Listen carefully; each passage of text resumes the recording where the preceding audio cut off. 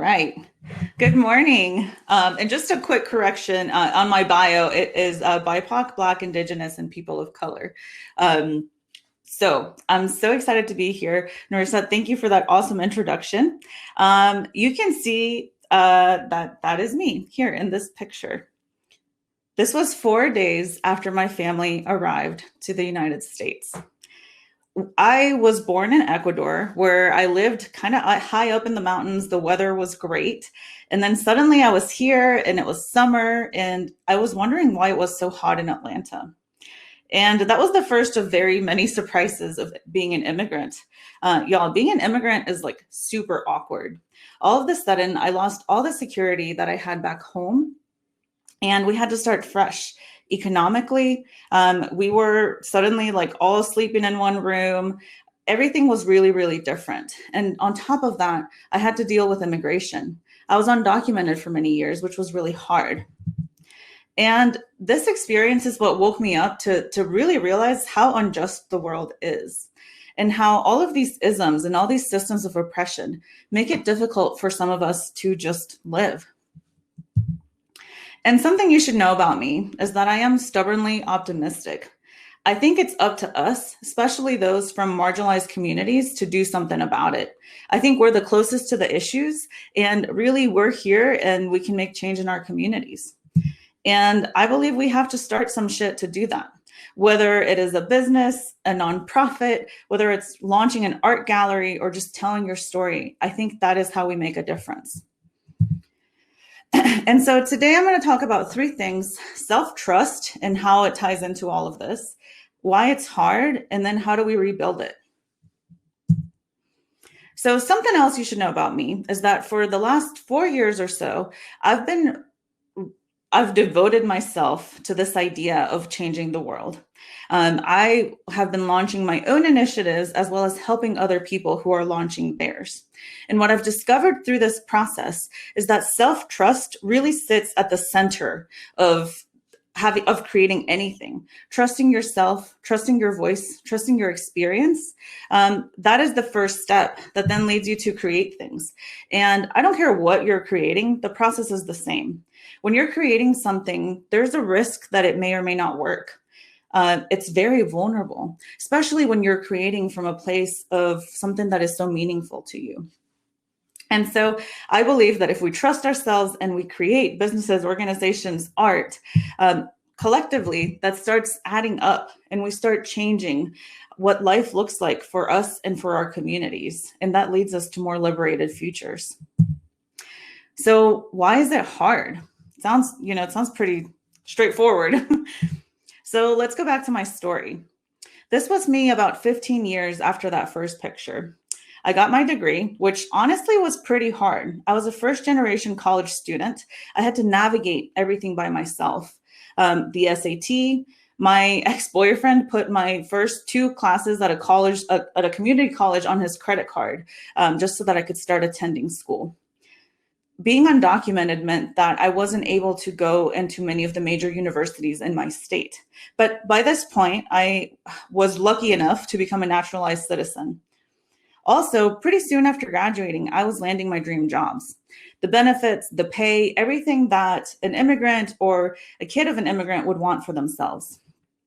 So you might think like, damn, like this girl was living the American dream already. But in reality, even though it looked great on the outside, it didn't feel so good on the inside. I felt a lot of guilt. I felt like I didn't belong in a lot of these professional spaces. And Trump had just been elected into office. I was scared for myself. I was scared for my communities. And it led me to want to use my skills for something else. I didn't want to be making apps for like pet food, which is what I was doing. And so I did what I know how to do. I quit my job and I launched a website. At this point, I was really focused on the Latina wage gap. Latinas make 55 cents to the dollar. I was like, this is very specific. I feel like I have the skills and I can help with this. And so I launched a website and I started talking to people about it. I interviewed over 200 women all over the country to understand, like, what does this happen? What does our self-worth have to do with it? And honestly, it was going pretty well for a while. I was getting invited to stages. I was getting accepted into prestigious tech incubator programs. At one point, I thought I would build an app, like a product that connected Latinas to mentors, and that could maybe help this. And it was going.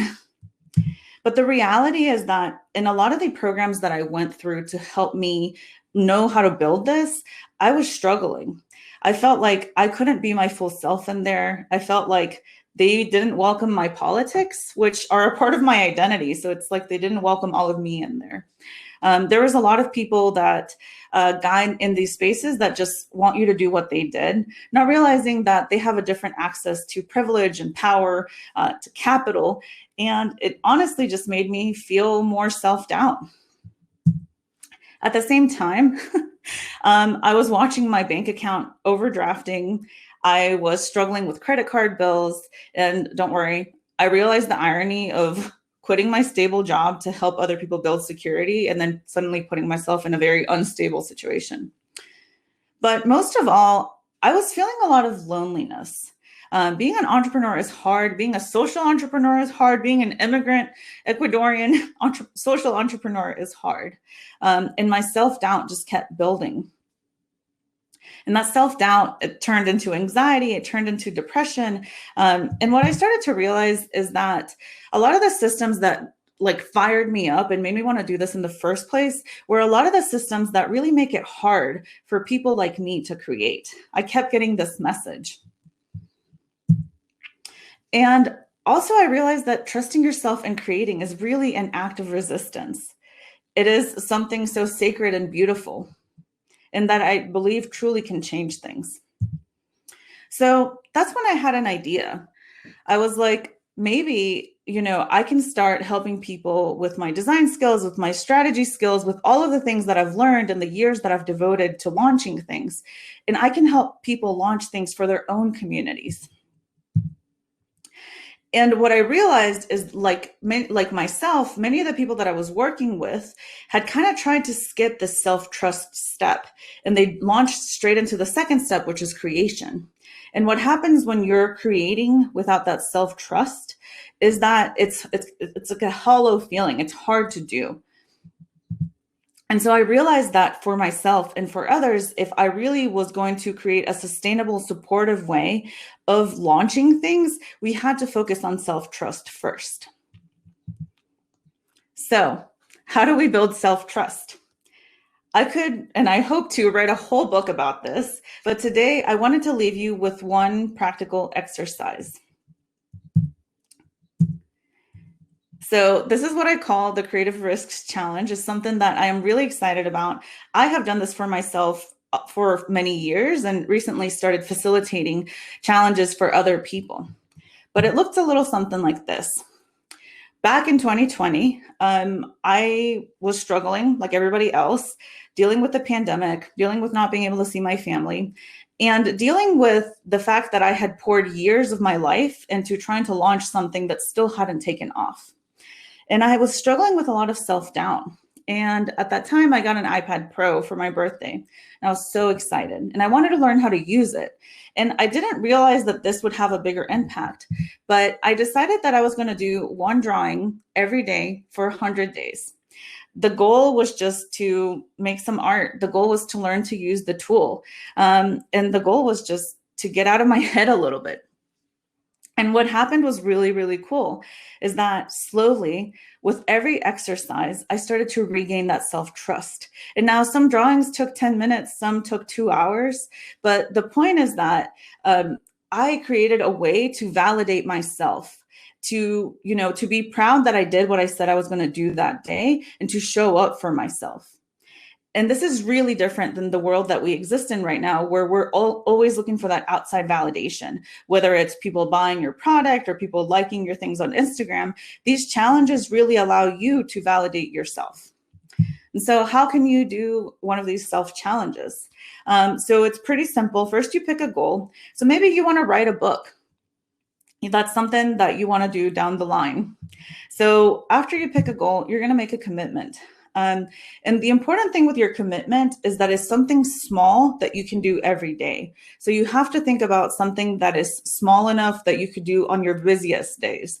So something that takes 15 to 20 minutes. You wouldn't want to say, I'm going to write a chapter every day, but you might say, I'm going to write for 20 minutes every day, or I'm going to write 250 words every day. And then it's important for you to make that commitment public. You could do it on Instagram like I did, or you could tell your best friend, hey, I'm committing to this. I'm going to text you every day and show you what I've worked on. And the important thing is that the feedback that you get is just like, great, you did it. You're not dissecting what you're making. You're not taking it apart. You're just doing it. And the last thing is to have self-compassion, to make this challenge something fun and doable for yourself. Because if you make it too difficult, it'll have the opposite effect and make you doubt yourself even more. And I believe that if we can use our self-trust muscle, because it really is the muscle that you build over time, you can create more things. And the really cool thing about this kind of exercise is that the confidence that you get from it is carried into different parts of your life. So I was just illustrating on my iPad, but that also gave me the confidence to relaunch my business and to join this boot camp. And I know it will give me the confidence to do so much more. Finally, I want to leave with a quote. Hope is a discipline. It's something that we have to practice. It's something that we have to show up every day and do it. And if we do, I truly believe that we can make a better world together. Thank you all so much. I hope we can connect on Instagram.